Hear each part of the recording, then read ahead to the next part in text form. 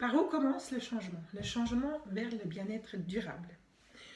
Bonjour, aujourd'hui je vais vous parler du chemin qui mène de l'inconfort corporel vers un bien-être durable. Alors, comment est-ce que c'est déjà, est-ce que vous êtes déjà arrivé de savoir où vous voulez aller, mais vous ne savez pas par où commencer? C'est-à-dire, on a une idée de quelque chose et en même temps, on n'arrive pas à faire le premier pas. Et du coup, on a l'impression de stagner dans une situation qu'on n'a pas forcément vraiment souhaitée ou désirée. Alors, aujourd'hui, je vais vous parler des 3 étapes qui passent de l'inconfort au bien-être. Tout d'abord, il faut faire quoi? Il faut faire un premier pas. Un premier pas, déjà aujourd'hui, c'est que vous êtes là, vous m'écoutez. Et si vous êtes là, si vous écoutez cette vidéo, c'est que peut-être vous avez aussi envie de changer des choses dans la vie, de faire quelque chose pour que votre vie soit meilleure et plus heureuse. Alors, qu'est-ce que vous voudriez changer? Qu'est-ce que vous voudriez changer? Ça, je vous laisse répondre dans le chat. Et maintenant, je vous propose de vous raconter le chemin que j'accompagne. Donc, je suis Alhaga Sailer, créatrice d'ostéorythmie. J'ai pris mes expériences avec l'ostéopathie et d'autre part avec l'eurythmie et de différents travails corporels. Et au milieu, il y a aussi un travail de méditation. Et donc, j'ai tout rassemblé pour proposer un chemin de transformation personnelle et pour un bien-être durable. Alors, tout d'abord, il faut prendre un premier pas. Et donc, il y a 3 grandes étapes dans l'accompagnement que je propose.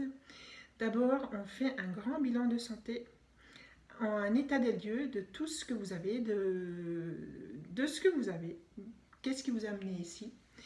Ensuite, je propose donc un chemin de vraiment plonger au fond du corps, c'est-à-dire dans le fonctionnement corporel, et d'aller un peu creuser pour tout d'abord chercher les ressources qui sont là. Tout le monde a des ressources, peu importe votre condition corporelle, sociale ou de vie.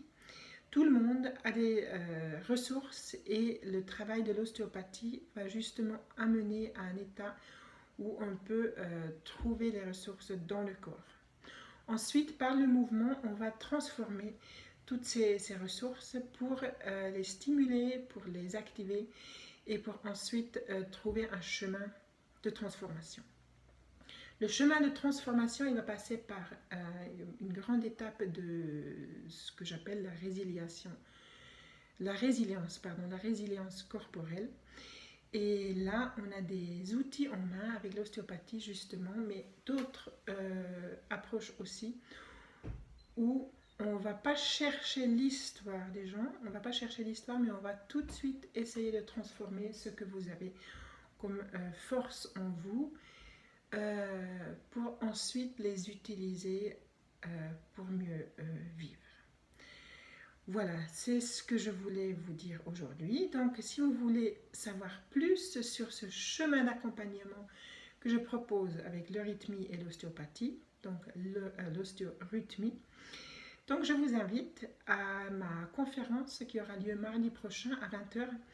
Donc, vous pouvez vous inscrire sur le bouton ou sur le lien qui est juste en dessous de la vidéo. Et je vous parlerai plus de mon chemin qui m'a amené à rassembler d'un côté une activité artistique très active et de l'autre côté une méthode de travail corporel thérapeutique, voire un accompagnement pour proposer un chemin de développement personnel qui utilise ces 2 côtés, voilà, et le chemin du milieu, donc avec la méditation. Voilà, donc je vous invite vraiment de vous inscrire et au plaisir de vous retrouver mardi prochain à 20h. Merci beaucoup, à très bientôt.